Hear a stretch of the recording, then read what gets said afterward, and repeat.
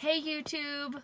It's Sunday. So for those of you who are new, I post a thought every Sunday. I will admit last week I did not post because I moved from Gilbert, Arizona to Las Vegas. It was Mother's Day. I was really tired.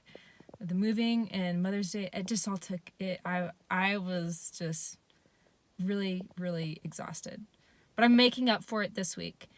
So this week I've been studying John 4 in the New Testament, and it's the woman at the well.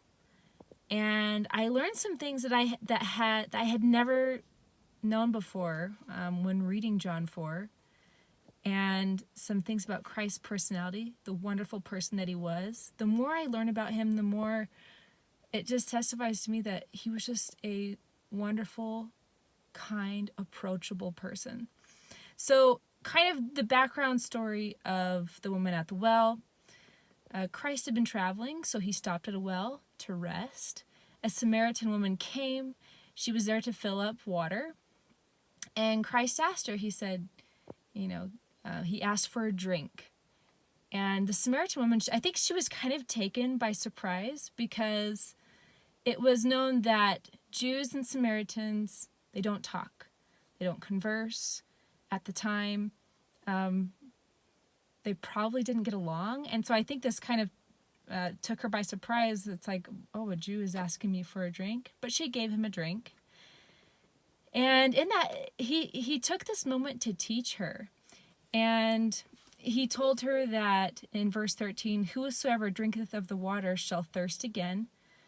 Verse 14, but whosoever drinketh of the water that I shall give him shall never thirst. And I thought, how true is that? In life, I have found that when I put Christ first, that's what I need. That's what's sustainable. And that's what keeps me focused on the right things. Now, if we're putting our time and our energy into other things that aren't focused on Christ, you're never going to be completely satisfied. That's what I've learned. And it was really interesting to learn about the Samaritan woman. He pretty much asked her, go get your husband and I'll teach you these things. And she said, well, I don't have a husband. And Christ said, well, you've had a husband, 5 husbands, and the man you're with now, he is not your husband. And so I think that was referring to, she may have been an adulterous woman.